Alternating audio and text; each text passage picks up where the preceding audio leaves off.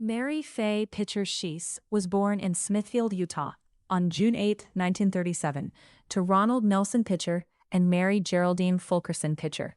She was the middle child, with an older sister, Geraldine, and a younger sister, Janice. She loved her sisters very much. She lived a life defined by devotion to her family, her faith, her friends, and her community. She touched countless lives in her 88 years on earth. Faye grew up on a farm in Smithfield.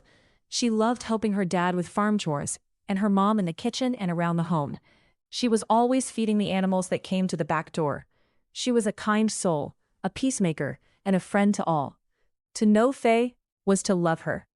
She met the love of her life, Donald J. Schiess, at Smithfield Junior High. Don was the student body president, and she was the secretary. At North Cache High School, they were the homecoming king and queen.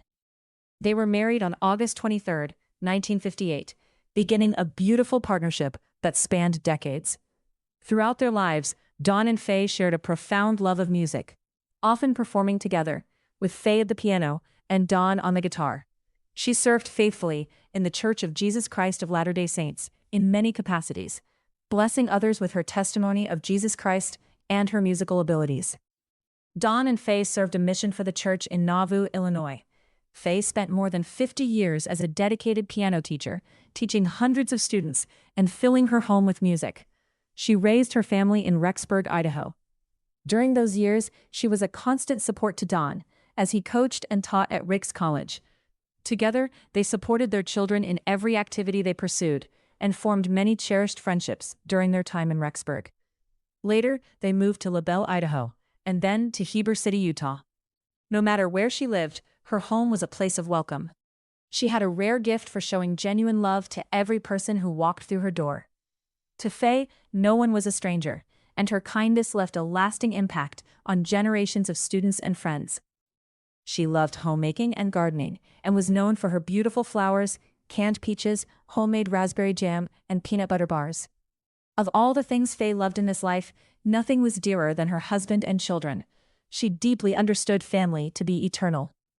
Faye passed away peacefully, surrounded by her loving family, on February 9, 2026, in Provo, Utah, at Utah Valley Hospital, after a brief illness. She will be greatly missed.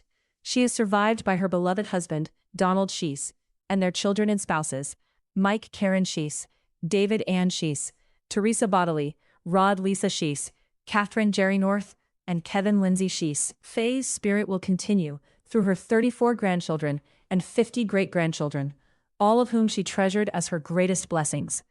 Faye was preceded in death by her son, Gary Schiess, her grandson, J.D. Schiess, and her parents and sisters. A tender note: Faye passed on the same date as her beloved son Gary, who passed away 19 years earlier. A quiet reminder of the enduring bond between mother and son. Funeral services will be held Saturday, February 14th, at 11 a.m., at the Church of Jesus Christ of Latter-day Saints, 600 East, 120 South, in Smithfield, Utah.